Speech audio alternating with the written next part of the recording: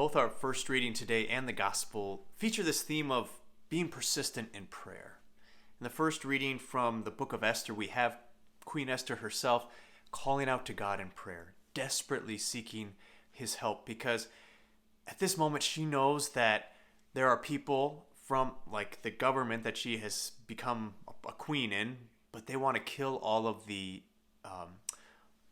Jewish people, all of the Hebrews in the land. She became queen because the king found favor with her, or he found her favorable to be one of his queens, and now she is calling out desperately to God that he might give her persuasive words to speak to the king, to turn him away from this path of killing all of the Hebrew people in the nation. And then we have Jesus, who tells his disciples to be persistent in prayer.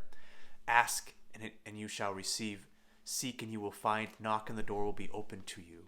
And he speaks about how any good father will give to his children good things. He's not going to give him a snake when he asks for a fish, or a scorpion when he asks for an egg. He says, how much more will the Heavenly Father give to you good things?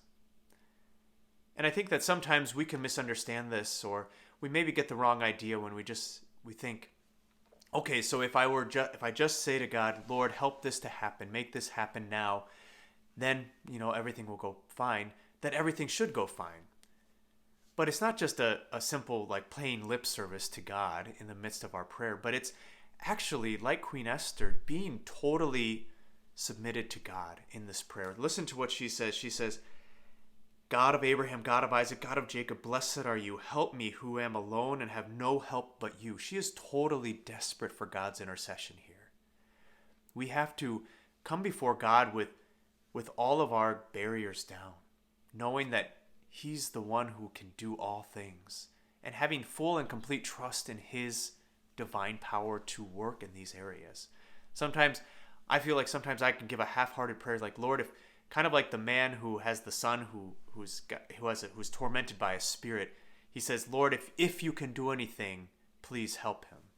And Jesus reacts saying, if you can do anything, anything is possible to the one who has faith. That's true for us as well.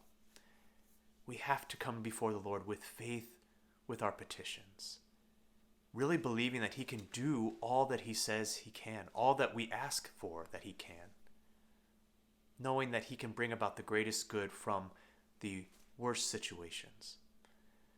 So I encourage you all today to really come before the Lord with full surrender in your heart, asking for whatever it is that you need in your life right now, or in the life of your family, your friends, and give it all to him, because he is a good father who gives good gifts to his children who ask.